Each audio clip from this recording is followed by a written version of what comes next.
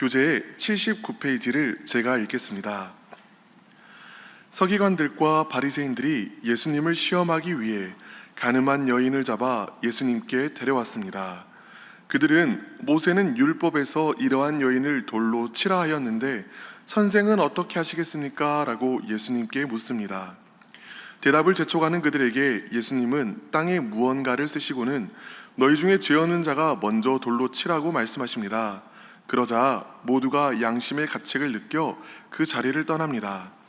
예수님께서는 여인에게 나도 너를 정죄하지 않겠다 하시며 가서 다시는 죄를 짓지 말라 당부하십니다. 이어서 예수님께서는 앞으로 이루어 나가실 구속 사역에 대해 말씀하셨고 이에 많은 사람들이 믿기 시작합니다. 오늘 본문에서 바리새인들은 가늠한 여인을 현장에서 붙잡아다가 예수님께 끌고 와서는 율법에는 이러한 여자를 돌로 치라고 하는데 선생님은 어떻게 말하겠습니까? 하고 물어봅니다. 이들은 예수님으로부터 가르침을 얻고자 이런 질문을 물어본 것이 아닙니다. 바리새인들은 예수님을 함정에 빠뜨리고자 수시로 질문을 던졌습니다. 오늘 본문 역시 예수님을 시험하기 위한 것이었지요. 6절입니다. 그들이 이렇게 말함은 고발할 조건을 얻고자 하여 예수를 시험함이러라. 이 본문이 왜 시험인 것일까요? 만일 예수님께서 돌로 치지 말라고 말씀하셨다면 바리새인들은 예수님을 비난했을 것입니다. 아니, 하나님의 율법은 간음이 죄라고 말씀하시는데 지금 간음을 비유하는 것이냐고 따졌을 것이며 율법을 따르지 않는 내가 메시아일 리가 없다라고도 했겠지요.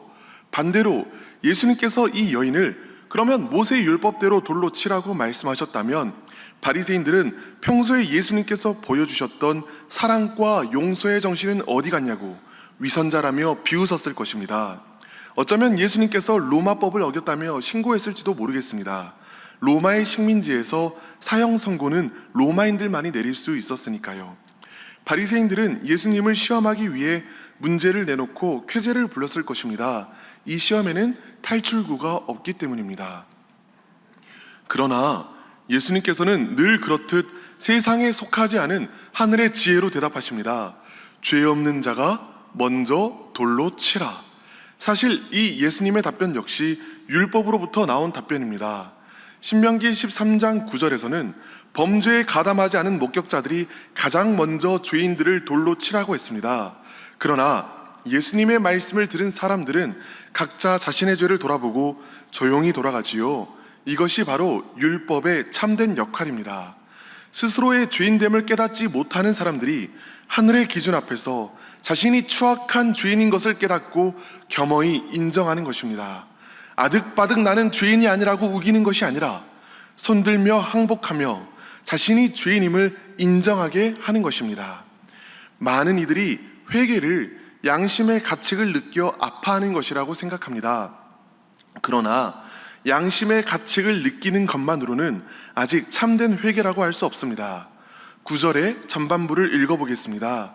그들이 이 말씀을 듣고 양심의 가책을 느껴 어른으로 시작하여 젊은이까지 하나씩 나가고, 자신이 죄인임을 인정하는 자들이 스스로를 구할 수 없음을 인정하고 예수님 앞에 나왔더라면 이들에게도 구원의 문은 열렸을 것입니다. 그러나 이들은 잠시 자리를 피하여 양심이 가책이 있는 동안에는 괴로워할 뿐입니다. 시간이 지나고 이윽고 양심의 가책이 사라진 이후에는 다시 죄악의 자리로 돌아가 똑같이 죄를 지으며 이전의 삶을 반복하겠지요. 참된 회개가 아닌 것입니다. 그렇다면 참된 회개는 무엇일까요? 9절 후반부를 보도록 하겠습니다. 오직 예수와 그 가운데 섰는 여자만 남았더라. 모든 사람이 떠나간 자리에 자신의 죄의 무게에 눌려 수치스러워하며 괴로워하는 한 여인이 남아 있습니다. 이 여인은 너무나 수치스러워 도망갈 기운도 없이 예수님 앞에 서 있습니다. 이것이 참된 회개입니다. 자신의 죄의 깊이에 절망하여 혼자만 괴로워하는 것이 아니라 그리스도께로 나아오는 것입니다. 이때 유일하게 이 여인을 정죄할 수 있는 자격이 있으신 분, 죄 없으신 예수님께서 말씀하십니다. 나도 너를 정죄하지 아니하노니 가서 다시는 죄를 범하지 말라. 이후에 여인의 반응은 더 이상 나오지 않습니다. 그러나 이 여인이 예수님을 하나님으로 알아 이 말씀을 하나님의 선언으로 듣는다면 어떤 일이 일어날까요? 사람이 나를 무엇이라고 하는 것이 무엇이 중요하겠습니까? 세상에 나를 정죄할 수 있는 유일한 분이신 하나님께서 나를 죄 없다 하셨습니다. 마음의 죄책과 정죄가 잠시 잠잠해지는 것이 아니라 완전히 씻겨나가며 완전히 새로워진 기쁨으로 새로운 삶을 살게 될 것입니다. 예수님이 주신 용서를 붙드는 것이 이 사람의 죄를 완전히 끌어내게 되며 회개를 참된 회개로 만드는 것이지요. 믿음이 회개를 완성합니다. 여인은 정죄받은 것이 아니라 용서를 받았습니다. 이것이 바로 하나님께서 성자 하나님이신 예수님을 보내신 참된 이유입니다. 17절입니다. 하나님이 그 아들을 세상에 보내신 것은 세상을 심판하려 하심이 아니요 그로 말미암아 세상이 구원을 받게 하려 하심이라. 예수님이 사랑과 용서를 전하신 이유가 바로 여기에 있습니다. 사람들이 지은 죄가 아무리 비참하고 추악해도 하나님의 사랑은 더욱 큽니다. 자신이 죄인임을 알고 그 비참함에 눌려 괴로워하는 자들에게 복이 있습니다. 예수님께서 바로 이들을 위하여 오셨기 때문입니다. 마음이 낮아진 자들에게 오늘 예수님께서는 동일하게 말씀하십니다. 나도 너를 정죄하지 아니하노니 가서 다시는 죄를 범하지 말라. 이제 내 죄는 이렇게 쉽게 용서받을 수 없다며 바득바득 우기는 것이 아니라 그 사랑에 항복하여 마음의 문을 여는 우리 되기를 간절히 바랍니다. 오늘 예수님께서 주시는 용서를 겸손히 받아들이는 자마다 예수님께서 주신 생명으로 새로운 삶을 살게 될 것입니다. 그러므로 우리의 첫 번째 기도 제목은 예수님의 사랑에 항복합니다. 용서해 주셔서 감사합니다입니다. 예수님의 사랑에 항복합니다. 용서해 주셔서 감사합니다. 초막절은 일주일 동안 이어지는 축제였습니다. 초막절에 실로암 샘에서 물을 떠다가 성전으로 가지고 오는 행사를 배경으로 예수님께서는 나를 믿는 자는 그 배에서 생수의 강이 흘러나오리라 하셨지요. 이제 오늘 본문에서는 초막절의 다른 행사를 배경으로 예수님께서는 자신이 누구신지를 설명하여 주십니다. 초막절 밤마다 이스라엘 사람들은 타오르는 횃불을 들고서 밤새도록 춤을 추며 찬양하였습니다. 구름기둥과 불기둥으로 백성을 인도하셨던 하나님을 기념하며 횃불을 들었던 것이지요. 광야를 인도하는 불기둥, 어두운 밤을 밝히는 횃불 둘 다 빛입니다. 이것을 배경으로 예수님께서는 말씀하십니다. 12절입니다. 예수께서 또 말씀하여 이르시되 나는 세상의 빛이니 나를 따르는 자는 어둠에 다니지 아니하고 생명의 빛을 얻으리라. 낙심이든 우울이든 절망이든 불안함이든 혹은 끊어지지 않은 죄이든 어두움이 너무나 짙고 무겁게 깔려서 도무지 이겨지지 않을 때가 있습니다. 작은 바가지를 들고 어떻게든 어둠을 퍼내려고 하지만 어둠은 잡히지도 않고 버려지지도 않습니다. 예나 지금이나 어둠을 이기는 방법은 단 하나밖에 없습니다. 바로 빛을 비추이는 것이지요. 오늘 말씀은 예수님을 우리 마음속 어두움을 몰아낼 수 있는 생명의 빛으로 소개합니다. 여러분, 예수님은 우리의 빛 되십니다. 우리 마음 가운데 기쁨의 빛이 비추이면 우울이 물러갑니다. 우리 마음 가운데 평안의 빛이 비추이면 불안이 물러갑니다. 우리 마음에 거룩의 빛이 비추이면 죄악이 떠나갑니다. 우리에게 치유의 빛이 비추이면 병에서 고침받습니다. 예수님이 우리 마음에 비추이면 우리 삶에는 생명이 충만해집니다.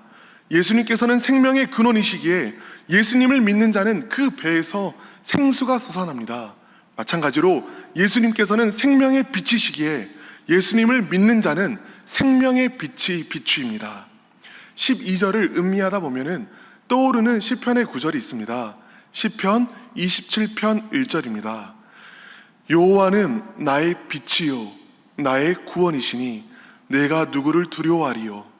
내 여호와는 내 생명의 능력이시니 내가 누구를 무서워하리요. 여호와가 나의 빛이고 생명의 능력입니다. 그런데 예수님께서는 자신을 생명의 빛이라고 말씀하고 계시지요.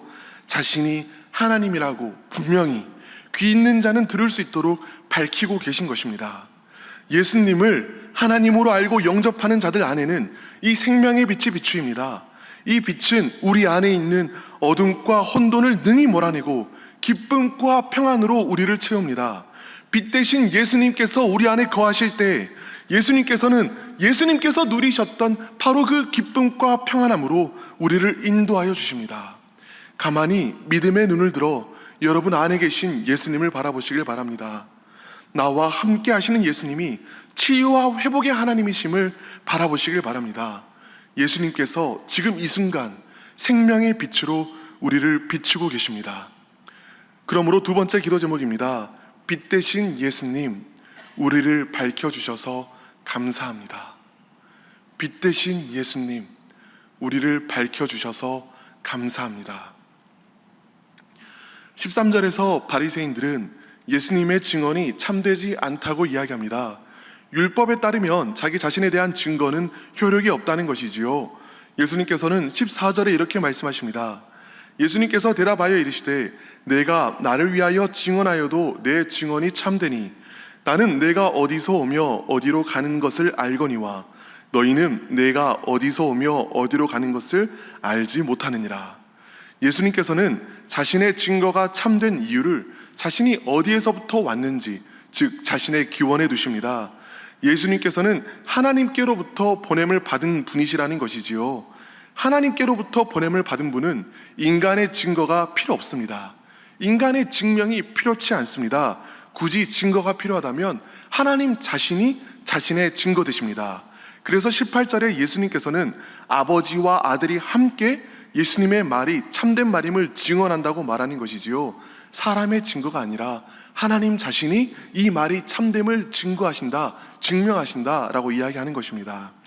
이 모든 말들은 당연히 바리새인들을 불쾌하게 하였습니다. 이후에 이어지는 말들은 더욱 불쾌합니다. 누군가가 여러분에게 이렇게 이야기했다고 해보겠습니다. 21절을 풀어서 제가 설명해 보겠습니다. 여러분은 제가 가는 곳에 가지 못합니다. 여러분은 죄 가운데에서 죽을 것입니다. 어떤 마음이 들까요? 아무래도 반감과 분노의 마음이 들 것입니다. 당대의 유대인들은 자신들의 기준으로는 교만하기 짝이 없는 그 사람 예수님에게 반감을 숨기지 않았습니다. 22절에 이렇게 이야기합니다. 그가 자결하려는가? 복음이 처음 전해질 때 듣는 사람의 마음이 꼭 그러합니다.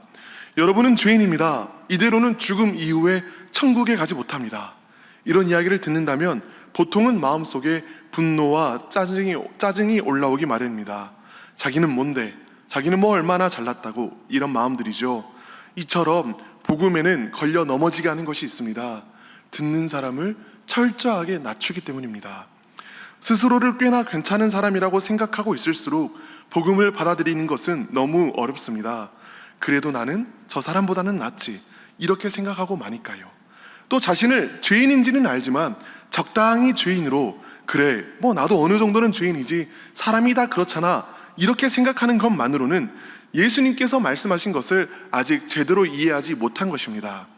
예수님께서는 우리가 어느 정도 죄인이라고 말씀하는 것이 아니라 완전히 추악한 죄인이라고 말씀하고 계신 것이기 때문입니다. 자신의 죄성을 깊이 경험한 자는 저 추악한 사람 안에 있는 바로 그 죄성이 내 안에도 있구나 하고 고백하게 되는 것이지요.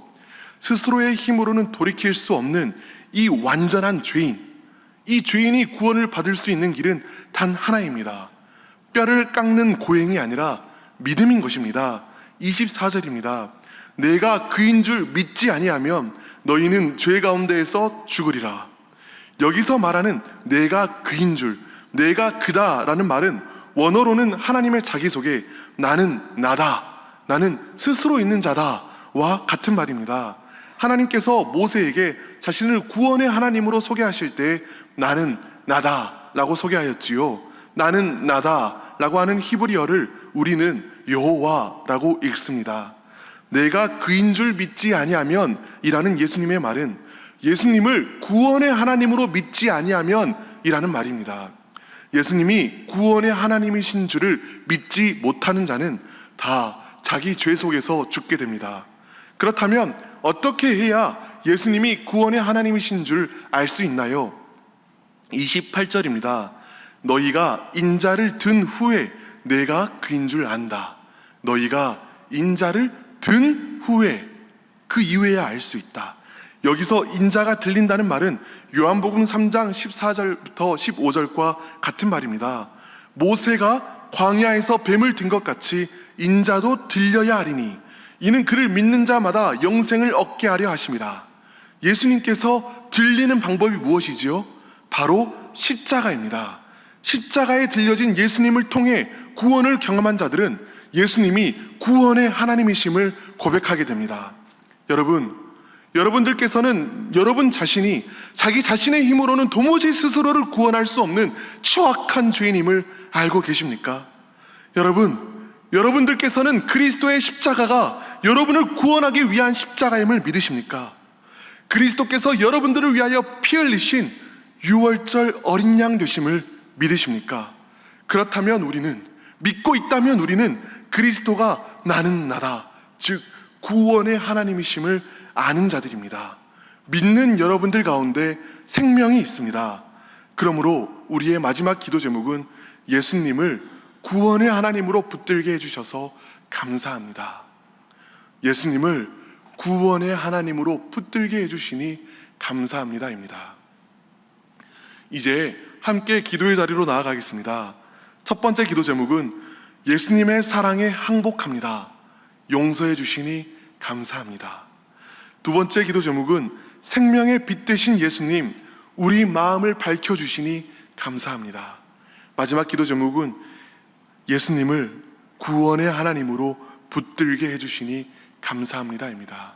함께 기도하겠습니다. 주여 믿습니다. 주여 믿습니다. 주여 믿습니다.